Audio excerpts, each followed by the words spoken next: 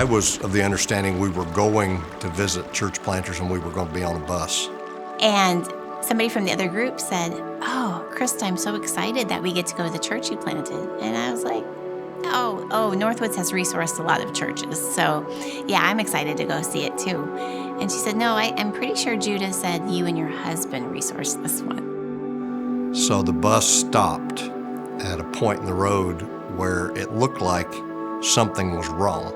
Because the road was impassable for a bus. We had to get into small utility vehicles that were more heavy duty, and then we were taking this dirt road further up the mountain. It was a steel frame shed. They had covered it with fabric, like the walls were fabric. They literally set it up for us to come there. And then even on the top, on the ceiling, it said Zek and Enwoods. Now, I think she found out on the way. Sam and Esther had prearranged that we would go to this place because Brent and Krista and their family helped to resource this planter. He was telling his story of how he's been poisoned 3 times.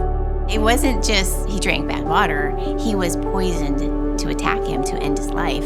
If you get poisoned once and you go back and get poisoned again, and you get poisoned a 3rd time, you really trust God, and you're very tenacious to keep moving the gospel forward.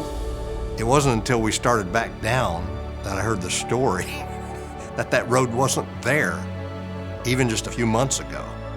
And once the church shed was put in place, in a prominent place on the side of this hill, I think that's what facilitated the need for the road. The church, the hope of the world, is right there in this community. And did you think that was the end of the day? Yeah. Well, I knew we were late. We had to go to another church plant, and we had no idea where it was. So we got on our trucks and went down the dirt road, got back on the bus. But this time we got off, and it wasn't a road to get to the remote village. It was a boat. We had to cross a body of water. This is a village on the way to other villages up the side of this mountain. The only way to get to this village was across that body of water. And they don't allow any motors on that water, so you go across that with an oar. People in the canoes were like scooping out the water. It was maybe a 2 to 3 minute walk back through the jungle, if you will. And that's where we came to the village, and the people were dancing. There was music and inviting us to come and join them. So we go inside this building. So there's 3 church planters standing, and the one that was this particular church's planter, now their pastor, their shepherd, also had been resourced by the Losi family. So at this time, apparently, Krista didn't know that. It was getting dark, and that's when I think it was Esther who said, "And Krista, this is another church that you and your husband resourced." And I took a step forward, and I took another step forward, and I just hit the ground. This could have been a cathedral, like in my mind right at that moment. It was so beautiful.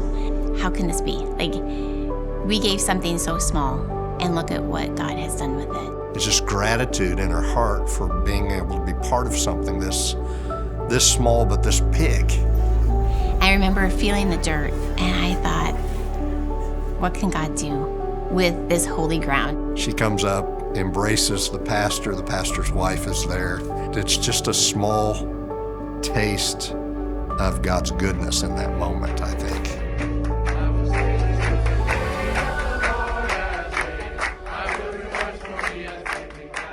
This remote village, nobody visits, nobody kind of forgotten.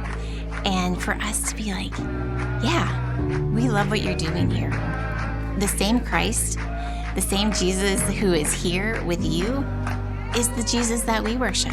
Now a 2nd church has been planted there, and a 3rd church has been planted in a nearby village. So there's now at least 3 churches 1 year later. But unreached people groups now can be reached with the gospel because that church was established by Northwoods through a planter trained by Pastor Sam and Esther. They see us as people who have contributed to their well-being. Specifically, we've introduced Jesus to a community through a church planter.